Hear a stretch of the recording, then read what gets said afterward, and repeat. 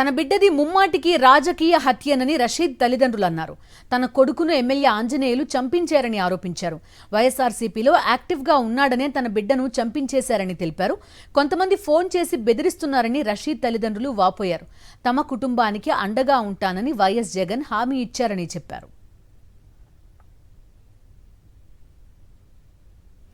రషీద్ హత్యపై అసెంబ్లీలో వైఎస్ జగన్ పోరాడుతుంటే ప్లకార్డులను పోలీసులు ఎందుకు లాక్కున్నారని రషీద్ తల్లిదండ్రులు ప్రశ్నిస్తున్నారు.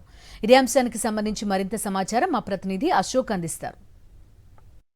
వినుకొండలో జరిగిన వైఎస్ఆర్ కాంగ్రెస్ పార్టీ నాయకుడు రషీద్ హత్య రాష్ట్ర వ్యాప్తంగా సంచలనం సృష్టించింది. ఇప్పటికే వైఎస్ఆర్ కాంగ్రెస్ పార్టీ అధ్యక్షుడు వైఎస్ జగన్మోహన్ రెడ్డి రషీద్ కుటుంబ సభ్యులను పరామర్శించారు. ఖచ్చితంగా పార్టీ అండగా ఉంటుందని భరోసా ఇచ్చారు. దీనిపైన న్యాయ పోరాటం కూడా చేస్తామని కూడా చాలా స్పష్టంగా చెప్పడం జరిగింది. ప్రభుత్వంలోని కొంతమంది మంత్రులతో పాటు పోలీసులు కూడా పదే పదే రషీద్ది వ్యక్తిగత కారణాలతోనే హత్య జరిగింది అని చెప్తూ ఉన్నారు. ఏం చెప్తారు మళ్ళీ మీరు వాళ్ళకి? అదంతా అబద్ధమయ్యా. నేను ఫస్ట్ చెప్పిన మాటే, నా బిడ్డకు ఏ కక్షలు లేవు, పాత కక్షలు అనేదే లేదు. ఈ ఊరు మొత్తం అడిగినా, బజార్ మొత్తం అడిగినా, ఎవరిని ఎంక్వైరీ చేసినా చెప్తారు పాత కక్ష అనేదే కాదు. లేకపోతే వాళ్ళ ప్రయోజనాల కోసం ఇలా సృష్టిస్తున్నారు అంతే తప్ప పాత కక్షలు లేవు. ఆ షమీం ఖాన్కి ఎవరో కొడితే మా అబ్బాయి పేరుందని బండి కాల్చారంటే కాలుస్తే ఆడ అసలు ఆ తగులో ఈయనది కాదు, ఆ తగు ఏరే వాళ్ళది. ఏరే వాళ్ళ గొంతు కోస్తే వాళ్ళు పోయి వాళ్ళ దాడి చేశారు. వాళ్లే కాల్చుకొని బండి ఇప్పుడు ఆ ప్రూఫ్లు చూపిస్తున్నారు. 2 సంవత్సరాల నుంచి ఊరుకున్నోడు అది పెట్టుకొని అడ్డు ఈయన తొలగించాలని ఆయన ప్రోత్సహించి వదిలారు. ఆ షమీం ఖాను, ఆ అయూబ్ ఖాన్ వాళ్ళ వెనక ఉండి చేయిస్తుంది ఆ జీవి సాంజినీలు. అది మళ్ళీ మాకే రివర్సులో పాత కక్షలు అంటే, పాత కక్షలు ఉంటే నా బిడ్డ ఎవరినన్నా కొరికాడా, ఎవరినన్నా నరికాడా, ఎవరినన్నా చంపాడా? ఇన్ని సంవత్సరాల నుంచి 5 సంవత్సరాల నుంచి వైఎస్ఆర్లో ఉన్నారు. శాఖ మంత్రి అంట అనితో ఎవరో నాకైతే తెలీదు. ఇప్పుడే నేను టీవీలో చూడటం ఎంత అన్యాయంగా మాట్లాడుతుంది. ఆమెకు పిల్లలు ఉండే ఉంటారు. అది పాత కక్ష, వ్యక్తిగత కక్ష. ముస్లింలు కొట్టుకున్నారని చెబుతుంది. న్యాయం చేయాలి, వాడికి కఠినంగా శిక్షించాలి.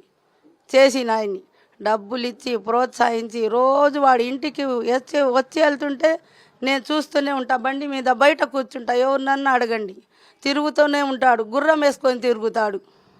అంత చేసి అలా చేసి వాడిని వాడుకున్నారు. ఇప్పుడు అడ్డు పెట్టుకొని ఈ వంతన అబద్ధం చెప్పిస్తున్నారు పాత కక్ష అని. పాత కక్ష అయితే ఎప్పుడు పడితే అప్పుడు వస్తాడు మా అబ్బాయి ఇంటికి రాత్రిపూట.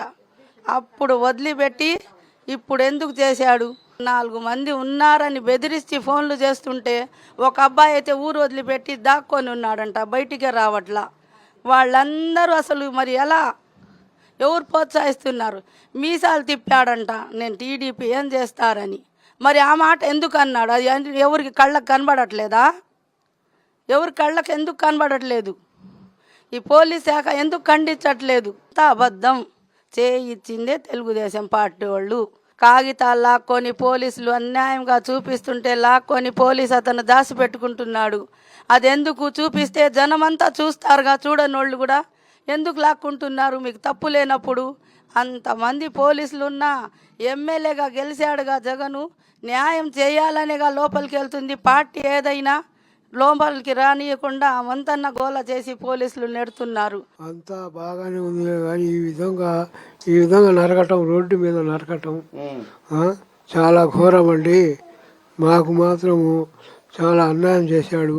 జిలానీతో అత్యంత దారుణంగా రషీద్ను చంపించారు అని చెప్తున్నారు. పోలీసులతో పాటు ప్రభుత్వం కూడా పదే పదే ఇది వ్యక్తిగత కారణాలతో ఈ హత్య జరిగిందని, పూర్తిగా ఈ హత్యను వేరే మార్గం వైపు మళ్లించే ప్రయత్నం చేస్తున్నారు. కానీ ముమ్మాటికి ఇది రాజకీయ హత్యనని కూడా మళ్ళీ స్పష్టం చేస్తున్నారు.